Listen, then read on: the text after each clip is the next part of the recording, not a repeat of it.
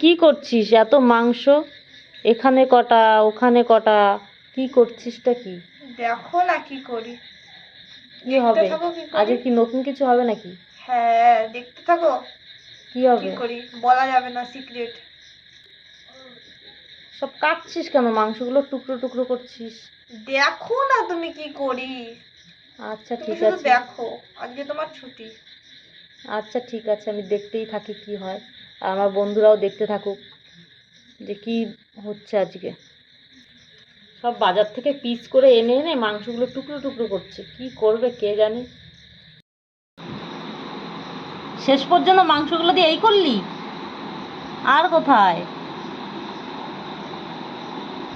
ও, এইগুলো কি ভাপ হয়ে গেছে? খাওয়া হয়ে গেছে না?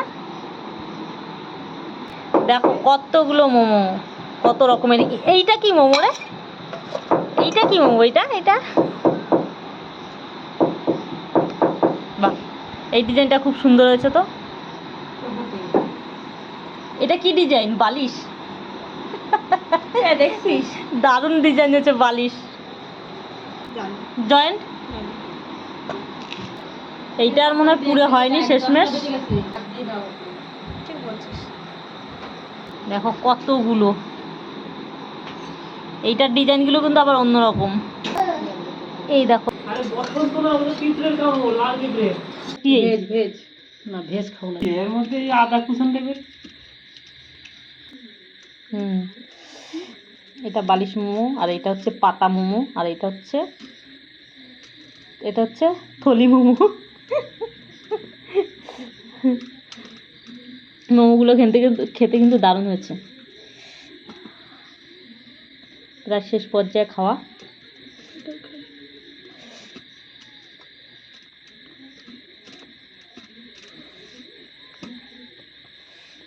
দেখো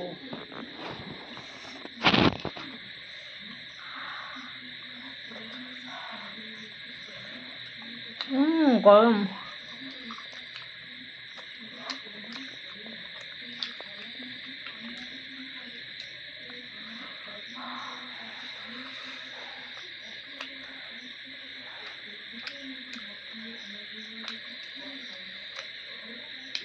সেই হয়েছে।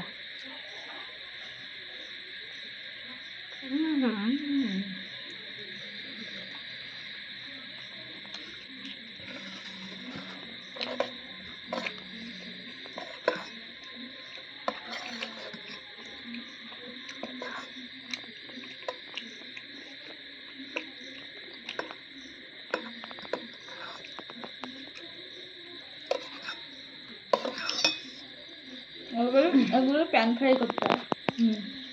এখন একটু স্যুপ খেয়ে নিই।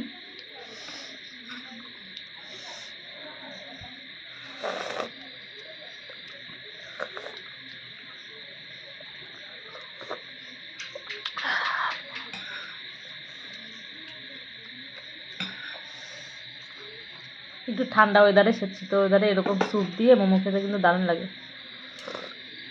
আর ঘরে বানানো মোমোর কোনো বিকল্প হয় না, কারণ ঘরে বানানো মোমো সবসময় পরিষ্কার পরিচ্ছন্ন থাকে। আর একটু স্যুপ খেয়ে নিই।